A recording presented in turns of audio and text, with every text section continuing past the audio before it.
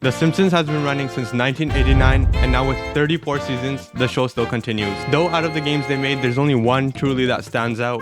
Simpsons Hit and Run is a childhood classic, and since I make video games, I got the idea that what if instead Homer had a gun?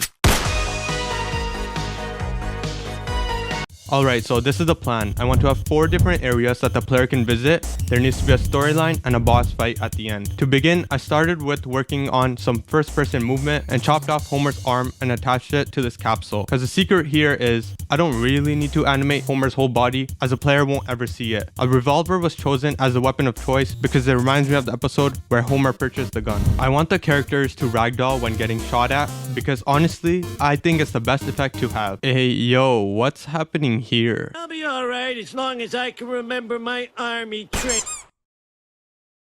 Next, I was able to find this SketchUp file of the Simpsons house, which after first was causing texture issues, but after going into a research tangent, I found a simple solution that works using the URP render pipeline. And after fixing some of these questionable objects in the house, we now have Homer walking around the house. This is actually pretty cool walking around the Simpsons house. We got a bathroom, an empty garage, there's a basement. Oh crap, what's happening here? I wanted a modular dialogue system that can be reused on all interactable characters. And so after some programming, I had it set up and place rest of Homer's family members in the house. You'll know if a character is interactable by going up to them and seeing this message, which then lets you have a convo with them. So the premise of the plotline will be that the bully Nelson has stolen Bart's video game and you need to get it back while overcoming the challenges that come along the way. I'll explain the missions you need to go through as I progress through this. With the home out of the way, next up was the city. I was able to find a SketchUp file of a remake of Springfield City. Wow, the SketchUp program is actually coming in really clutch. I sure hope the free trial doesn't expire while I work. I brought in some characters and was just animating them, and I think so far it looks so good. Bro, why you gotta ruin it? Wait, what? That's something new. Oh, I forgot to mention, for the NPCs, I used AI's reinforcement learning to train their puny brains on how to navigate the city, with the reward being the sidewalk. Yeah, no, I'm kidding. They literally just follow waypoints I have preset. Why make stuff complicated? What do I look like? A machine learning expert? Next up were the school bullies. I programmed their behavior, and so now they give you some trouble after you have a chat with them. After having a shootout with the bullies, you find out that Bart's video game is now broken, though Apu from Emart may know someone who can help. I was able to find the original store model from the 2003 game, but since the textures weren't made for HD, they looked pretty bad. I found this website that lets you scale images to HD.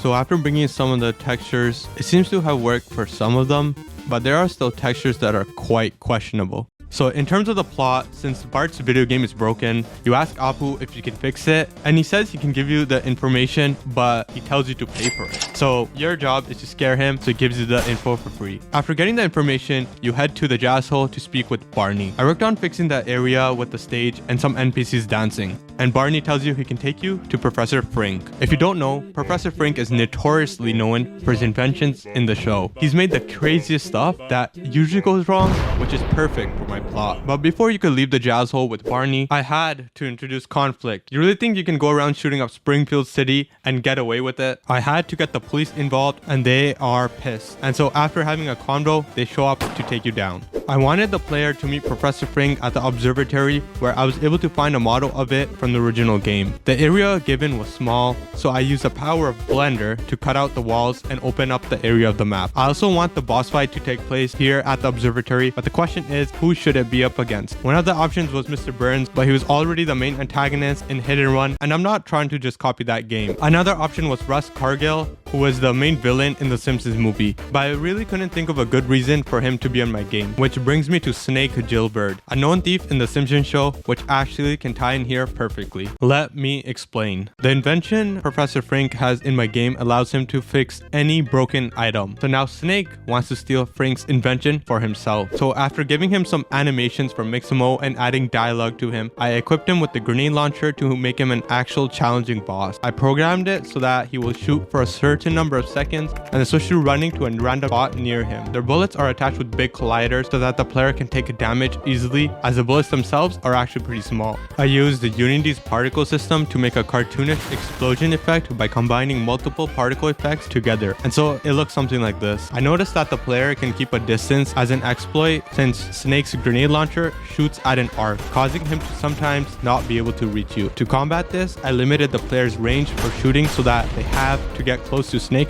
and dodge the explosive rounds. With a health bar set up, the boss fight looked like it was done, but then I realized a crucial mistake. I didn't even have reloading. The player can just spam shoot Snake and that would make it way too easy. So with a simple animation, and when I mean simple, it's literally hiding the gun animation to reload because I'm just lazy. The player now reloads after 9 shots, and now you can see the number of bullets in the bottom right. After defeating Snake, you can speak with Frink and he gives you the game back. And now, you know what? I'll leave it a surprise for what happens next for those who are going to play it. I polished up the game by adding trees to the empty spaces and started working on a main menu. Can you guess what the name of this game will be? I present to you Simpsons Shoot and Run. I know, what can I say?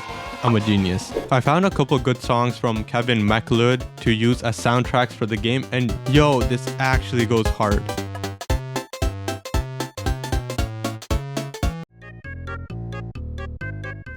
Look what I can do. Damn, it's actually getting like GTA vibes.